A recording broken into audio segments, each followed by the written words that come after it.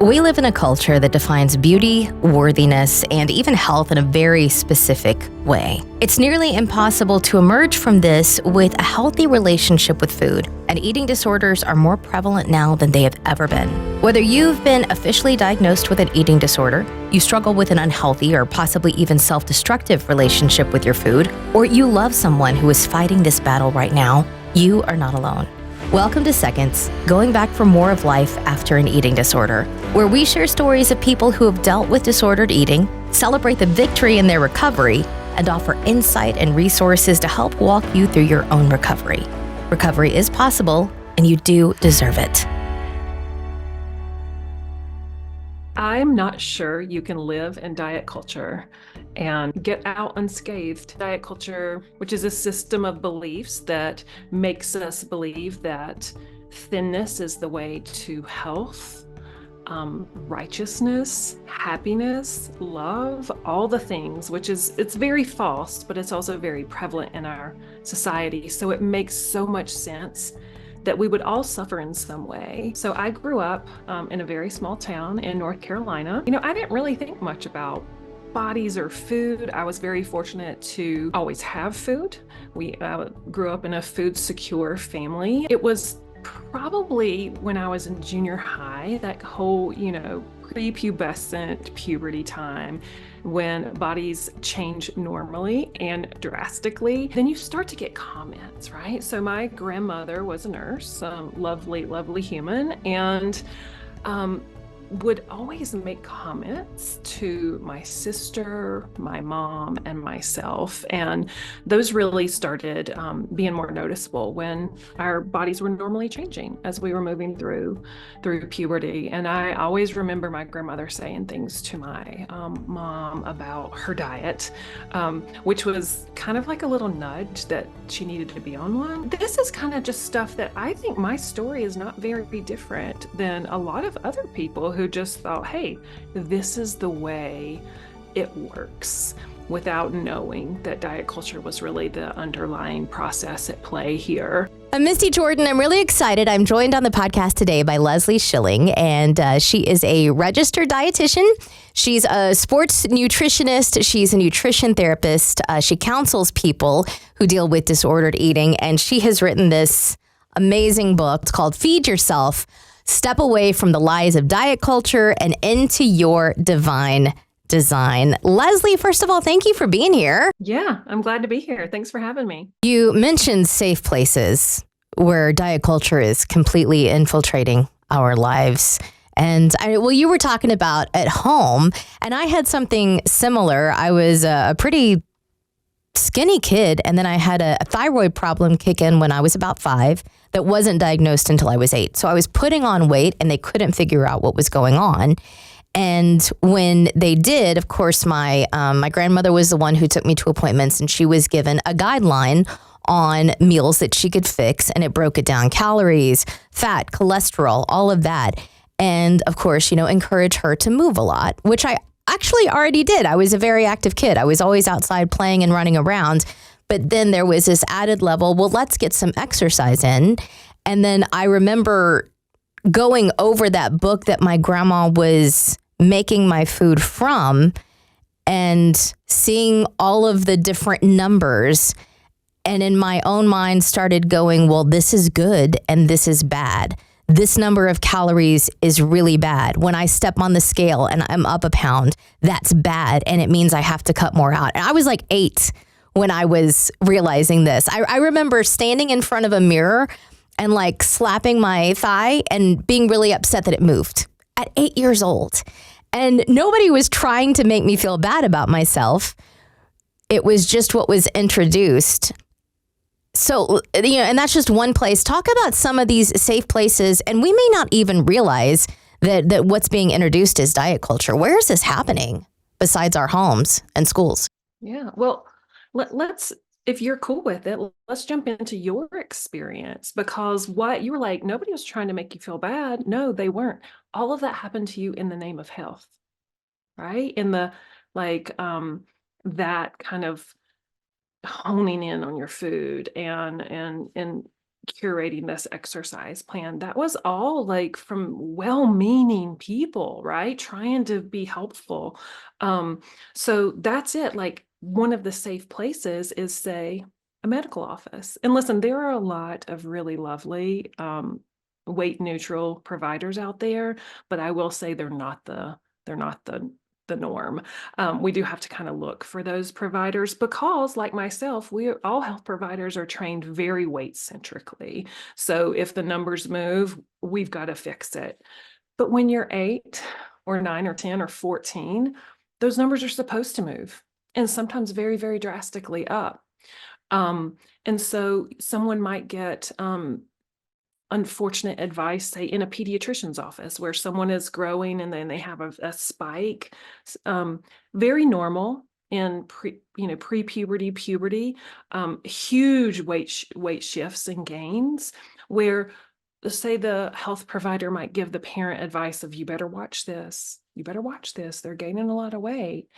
And it still baffles me to this day, because pediatricians should be, and many are, very aware of how the growth and development changes and how volatile it can be during this particular period of puberty. And at the same time, we're weight centrically trained. We use very flawed tools like the body mass index or BMI. And then we scare parents about their children's health when they're having very normal weight gain. And then we plant the seeds and the kids are like, oh, something must be wrong with me. I must have done something bad. Let me work on changing whatever it is, right? And so we planted the seeds for disordered eating right there. When we say the body can't be trusted in some way, no child is going to miss that. That's gonna be internalized in some way, which is why the previous American Academy of Pediatrics recommendations were like, do not talk about weight in front of kids. I will say the new ones are pretty problematic and riddled with diet culture and very scary. But the previous ones are like, do not talk about weight because we know how harmful it can be. So that's an example of how it shows up in maybe a medical office as an adult. It could be, hey, let's the very first thing you do is like, let's get a weight check. Well, if you're not there for anesthesia or a particular medication that needs to be based on your weight for dosing, or if you don't have congestive heart failure, there are very few reasons that weight is necessary at adult medical visits. And so, but that is customary, not necessary. And a lot of people don't realize that. But I love to remind people, like, you know what, during COVID, you could go to a virtual visit and nobody got your weight and somehow you still got care. It's very doable. So you can see in adult visits, that's how it shows up too. Also, using the BMI, which is just horrible. It was never even meant to, like, we could deep dive into that, but that's a separate story. But using the BMI is also super, super harmful because it was never meant as a diagnostic tool, yet we've used it that way and we've weaponized it in a way to harm people who live in bodies that might be larger genetically, just normal diversity. So that's another way. It shows up in churches, and specifically this time of year, I feel like when we see fasting and stuff like that in churches this time of year, it's hard to believe that diet culture is not driving the bus there. So I'm not anti any of these things in churches. It's just like we have to be really, really careful to not let it be in service of diet culture. And whether it can't, I don't think it can be. I think there are people who are unsafe to fast from food because of diet culture and because of the harm it will bring to them. So fasting using verses out of context in churches. For example, you're laughing because there's so many. The main one, of course, is in First Corinthians verse, which is the body is the temple, and but that's the body is the temple because the Spirit already resides there, not because of what's on your plate. And if you do a deep dive into the context of that verse, I think we would understand that there's nothing about food in that at all. So we take verses out of context. We judge people in the church thinking they're unholy because of the size of their bodies. That is, you know, diet culture in the safe places, we get it. We're weight centrically trained as health professionals and stuff like that. But when it's in church and it's tied to your worthiness, that is a hard root to pull. And so I feel that, like, yes, all these places, it's dangerous for it to be there, but it is really, really dangerous for it to be in the church. And then we have our homes. Like my nanny, she loved me so much. She loved me so much, and she still thought I should wear a certain size, and I didn't, So she loved me so much, and she meant well, but she also saw what we didn't have a name for yet, which is weight bias. She saw how people are judged based on their bodies, which is really, really horrible and harmful. And so when you have someone who's grown up seeing that, they try to protect you from what might be coming your way if you're in I'm using my air quotes, a non-conforming body.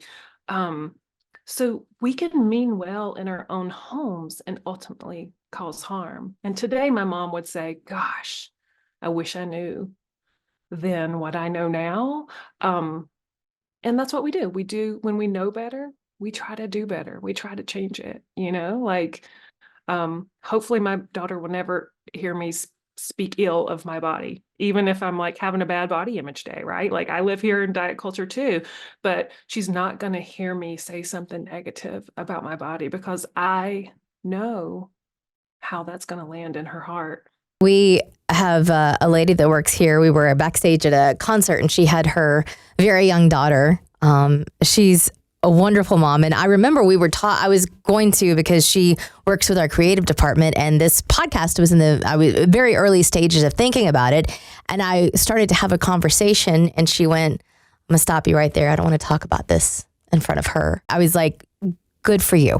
Like, amazing. That was wonderful. She doesn't want those ideas planted in her daughter's mind. And I absolutely love that. And you were also talking about taking verses out of context.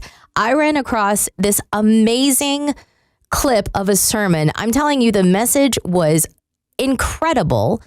The pastor that was delivering it was heavyset. And I saw the comments. The first one was, wait till he hears about gluttony. And I went into the comments, and that's all it was comments about this man's weight, not knowing anything about him, judging solely on his appearance. And I didn't see a single comment on the content of the message. Like, everybody bypassed that to talk about his weight. There's a part that I write about that's specifically about gluttony. That's like, when we look at someone and we assume they're gluttonous, all it tells us is the posture of our own hearts. And that is weight bias.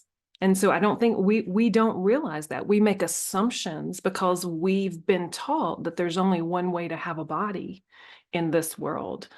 And in doing that, we deny like divine design and diversity. And you're right. Listen, people send me clips all the time of like, did you see this? Or this church is doing this. I'm like, yes, my head's going to explode. There's a lot going on. And so sometimes I'll comment when I have the bandwidth and capacity, and then sometimes I will not. But I can tell you, when you say that, gosh, I know you mean well, but I really feel like this message lands in the service of diet culture and not the gospel and not the good of the followers, people will defend diet culture, not realizing that's what they're doing. And people aren't willing to see that we're not fighting each other here. We're fighting a system of beliefs that is dichotomizing and destroying our connection with each other in our own bodies. And we have to be willing to see it. And it's wonderful that you saw that clip of that pastor, like, giving this amazing, amazing sermon. And so awful that people miss the point to judge the body that God gave him, right? And nobody's promised a thin, perfect body that meets diet culture standards. It's not gospel standards, but it's like diet culture standards in this world. And but there are a lot of pastors that are kind of aligning with that. So it also makes sense that people believe that. And I've never met a glutton in 20 something years in practice, not one. I've met people who've been suffering in diet culture, but no one who has a greedy heart posture. Just someone who wanted to figure out why food had such a allure in their lives, and it was likely because they've been told their whole lives that they couldn't trust it. And diet culture has really co-opted language and psychological research used in eating disorder treatment to bring people in, to make them believe this is what they need to fix X, Y, and Z, or whatever in their lives, their weight, their look, their relationships, their lack of relationships. It's sold as the cure-all.